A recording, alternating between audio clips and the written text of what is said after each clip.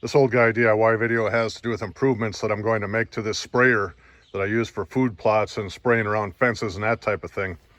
So earlier this year when I was using this thing, that little inline strainer filter that you see down there at the end of that black piece of 3/8 inch pipe was plugging up with coagulant as a result of my not cleaning the tank after I was running some Roundup through here. So during Prime days, I went to Amazon and I bought this little 50 mesh strainer. I'm going to remove that strainer that's in the tank and I'm going to plumb this one in so it sits between this line that comes from the tank and the pump. So there's not quite enough room there for this particular unit. So I'm going to get some 3/8 inch line and I'll put an extra loop here, but I'll mount this so I can see anytime I have contamination that needs to be taken out. And this little plastic bowl just spins off, so it's easy to clean. There's no need to reach in the tank. When I was spraying a couple of months ago and the strainer plugged, I wasted a couple of hours because I didn't want to just stick my hands into the poison. So I'd pull this little cover off and then I would drain out all of the liquid. Then I would reach in there and I'd get that little strainer thing and I'd pull it out and I'd try to work on it. By allowing the fluid to come up the pipe, and all the activity that has to do with the strainer will be right here on top of the thing where things are dry and easily seen.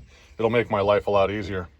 As I perform this upgrade, I'm replacing this little strainer that was in the tank with this much higher volume strainer that will remain outside of the tank.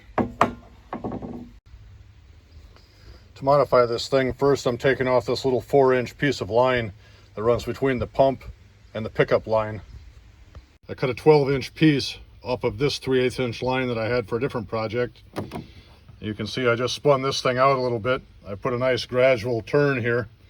I just put a couple of zip ties on there to keep that strainer from whacking on the motor in the course of use. And when you install the strainer, just be sure you pay attention to that little arrow so the flow is going the correct direction. But this is a little 10-minute fix. I believe that strainer cost me about $8 on Amazon. This will keep all the filtration above the tank so it's easy for me to address if I have an issue. There's enough flexibility with this 3/8 inch line that I can just turn it to look at it or spin that plastic cap off when it's time to clean the filter. So here's my little $10 upgrade for this sprayer that served me well for 20 years. I hope this idea helps you. If you haven't subscribed, please do, and thank you for watching.